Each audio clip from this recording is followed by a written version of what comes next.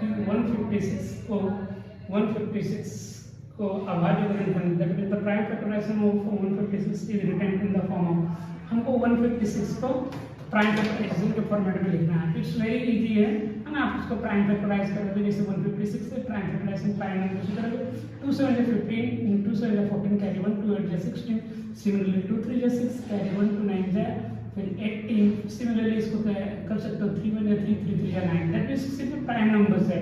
देखो 2 2 3 करके ये प्राइम्स नंबर्स है। तो 156 को आप इस तरह से प्राइम फैक्टर के फॉर्मेट में लिख सकते हो 2 × 2 × 3 × 13 ओके। सो इस तरह इसको 156 को इसके फॉर्मेट में प्राइम नंबर्स ये देखो 2 3 13 ये सब प्राइम नंबर है। तो प्राइम नंबर वैसा number that are only 2 factor 1 in self है ना। या फिर ऐसा बोलो जैसे अपने टेबल में आता हो किसी का टेबल में नहीं आता हो हम उसको प्राइम फैक्टर बोलते हैं। तो प्राइम फैक्टर इस तरह तो ऑप्शन नंबर होगा इसका। ऑप्शन आप चेक कर लो 2 × 2 × 3 × 13 है 2 × 2 × 3 × 13 option number I think B है। ऑप्शन आप चेक कर लेना। क्वेश्चन नंबर 1 हो गया। क्वेश्चन नंबर 2 है 6/15 how is the decimal expansion of 6/15 that means क्या 6/15 का डेसिमल एक्सपेंशन मतलब दशमलव प्रसार किस तरह का है। तो दो तरह का होता है। एक होता है आपका टर्मिनेटिंग आप जान लो। एक होता है टर्मिनेटिंग हिंदी में बोलते हो साम और एक दूसरा होता है नॉन टर्मिनेटिंग। नॉन टर्मिनेटिंग होता है मतलब अशाम नॉन टर्मिनेटिंग रिक्वायरिंग अशाम।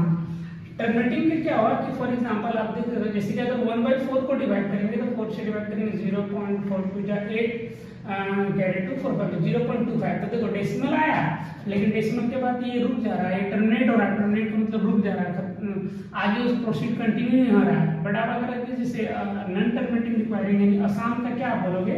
आसान का मतलब क्या जैसे कि आप देखोगे कि 1/3 से जब डिवाइड करोगे तो 0.33 का 9 फिर 33 का फिर 9 3 3 9 ये कंटिन्यू चलता रहेगा। तो इसको बोलेंगे आसान है ना जो कंटिन्यू रहेगा यानी नॉन टर्मिनेटिंग है इसको आसान बोलेंगे। बट क्या हमको जब भी क्वेश्चन मिलेगा हम डिवाइड करके देखेंगे तो ये समटाइम ये नहीं आप इसमें कभी बड़ा लार्जर नंबर भी मिलेगा तो उसमें आपको साउंड करके देखना नहीं है। आप क्या करना है आपको जो डिनोमिनेटर उसका ना प्राइम फैक्टराइजेशन कर लेना। जैसे 15 का प्राइम फैक्टराइजेशन करेंगे तो 2 से नहीं आएगा प्राइम नंबर से करेंगे तो 3 5 15 आएगा।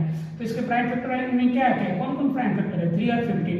अगर किसी का भी कोई भी जो है टर्मिनेटिंग तभी होगा अगर किसी के भी नंबर के डिनोमिनेटर में अगर 2 आए है ना इधर 2 और 5 या 5 आए या बोथ या 2 आए 5 आए या फिर दोनों आए है ना 2 और 5 दोनों आए तो वो टर्मिनेटिंग होगा। इसके अलावा जितना भी आएगा आपका आप ट्रिक के फॉर्मेट में ये कर लो। इसके अलावा यानी आप 2 और 5 के अलावा जो भी आएगा या फिर 2 5 के इंक्लूडिंग 2 5 इंक्लूड रहेगा और कोई भी दूसरा नंबर आएगा तो वो तुम्हारा क्या आएगा अशांत आएगा यानी नॉन टर्मिनेटिंग में आ जाएगा। अरे में कौन आप याद रख लेना। तो देखो यहाँ 3 और 5 आ रहा था 2 नहीं है इसलिए आप बोल सकते हैं कि ये क्या होगा अशांत होगा। अशांत मतलब नॉन टर्मिनेटिंग होगा। आपका ऑप्शन नंबर आपका जाएगा इसमें नॉन टर्मिनेटिंग अशांत ऑप्शन नंबर बी आप चेक कर लेना अशांत नॉन टर्मिनेटिंग होगा। इसी तरह क्वेश्चन नंबर अगर 3 का बात करो क्वेश्चन नंबर 3 में बोलता है कि the graph of the polynomial is given in the figure choose the number of zeros. अच्छा आपको नंबर ऑफ जीरोस निकालना है। It's very easy. ये आपका एक ग्राफ दिया ये एक्स एक्सिस है ये वाई एक्सिस है। यहाँ पर आपका एक पॉलिनोमियल का ग्राफ है जैसे ये आपका पॉलिनोमियल है आई थिंक इस तरह फिर इस तरफ फिर इस तरफ फिर इस तरह ठीक है।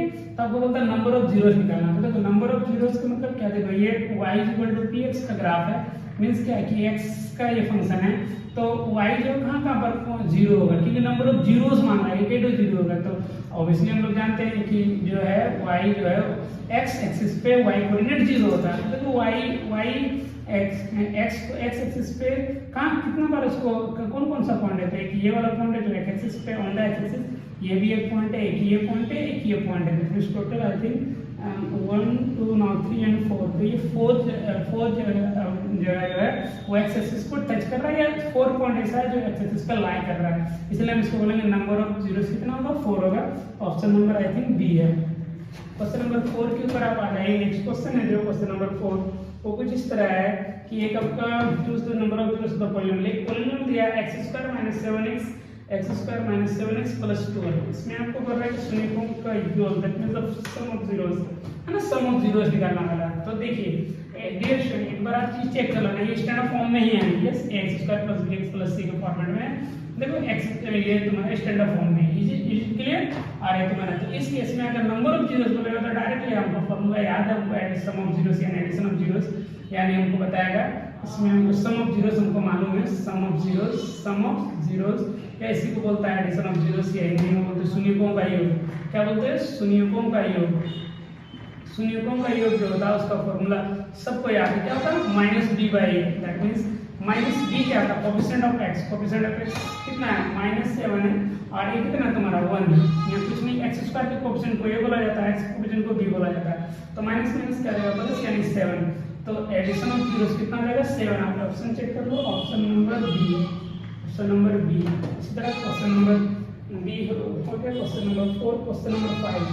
क्वेश्चन नंबर 5 है आपका, क्वेश्चन नंबर 5 है कि पेयर ऑफ लिविंग क्वेश्चन दिया है जिसमें कोई हल नहीं होगा। आपको उसमें पूछ रहा है कि कौन सा कंडीशन है जिसमें आपका जो कोई हल नहीं होगा। हम इसको पहले अरेंज कर ले रहे हैं, फिर आपको बता रहे हैं। पहले इसलिए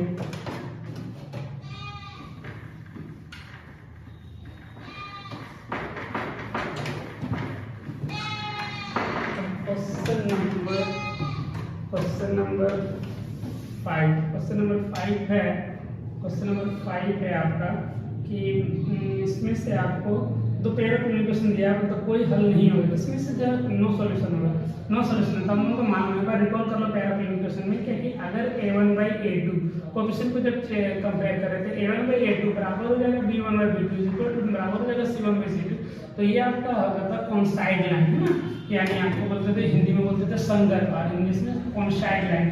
कॉन्साइड लाइन मीन्स क्या कि इसके जो है